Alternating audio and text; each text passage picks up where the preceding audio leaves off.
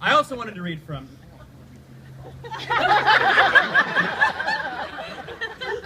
I got a pile of note cards. All right, so, is this loud enough? Yes. What? You were able... Okay, no, so, no.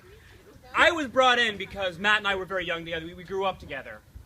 So I gave, like, the very early Matt years perspective. All right, so here we go.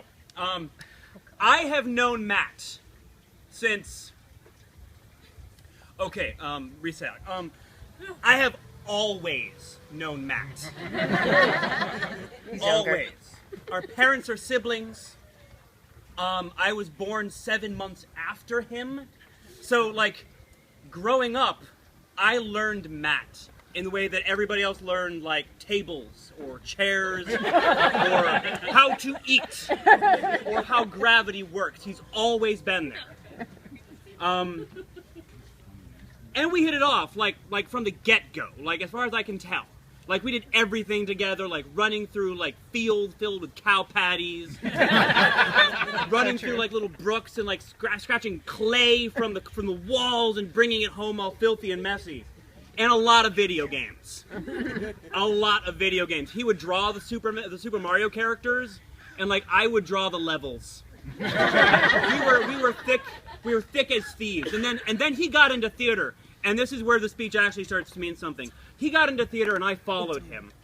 And he played the most interesting characters. In one calendar year, he played a multi-murderer, a philandering director, a Superman villain, and he was cast to play the part of Hamlet's father's ghost in Hamlet.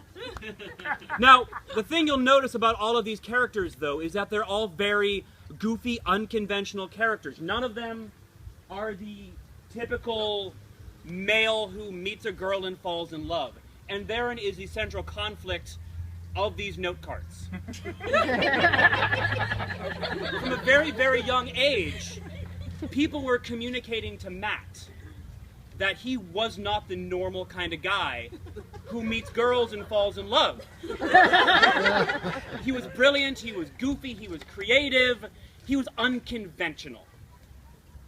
So a couple of years ago, Lindsay and I were getting married, and I started to realize that I need to start working on Matt's best man speech. And I admit, for a moment, I expressed doubt. Because he's a great guy. I have known him since we were, like, literally unable to stand up high enough to go like this, you know? And I know how amazing he is, but I doubted for a moment whether he would ever get married. Oh, hell no. Come on, man. I did. What is wrong with you, man? Of all of his amazing traits. And I eventually started joking in my head about writing a personal ad for him. And then I turned it into a poem. Here we go. White male. Youngish. And up for adventure, outdoorsy. Dancing sounds great. Strong. Well, strongish. And handy. Well, YouTube handy. Professional, employable, marketable skills. Hardworking and ambitious, but also likes to play hard. International travel. Good food, photography of said international travel and food. And dinosaurs. Can cook. Massage. Sensitive. An artist. Did I go too far? Was the artist bit too much? Maybe. Really relying on these note cards tonight. We wonder how but many then, are there. but there's a lot. I had to the numbering system is kind of crazy. Because you know how you write down your notes and then you're like, oh, but this part goes between that. So there's 2.5. There's 2.75. But then one day he calls me. And he starts to talk to me about Vivian. And he's outlining his grand plan. Like, what he did to ask her out. And I'm listening to it.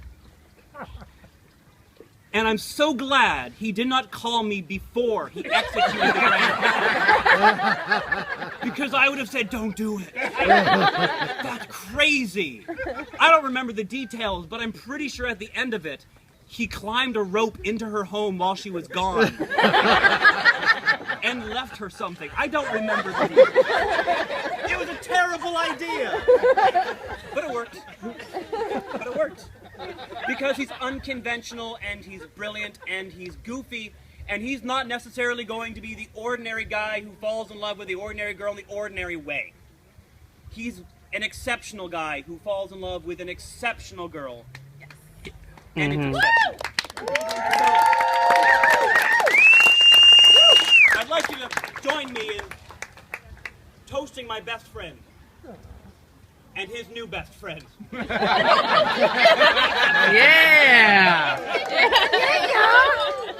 Salud. He's good. Salud.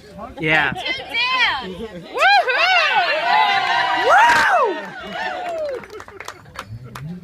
It's like he was in theater or something.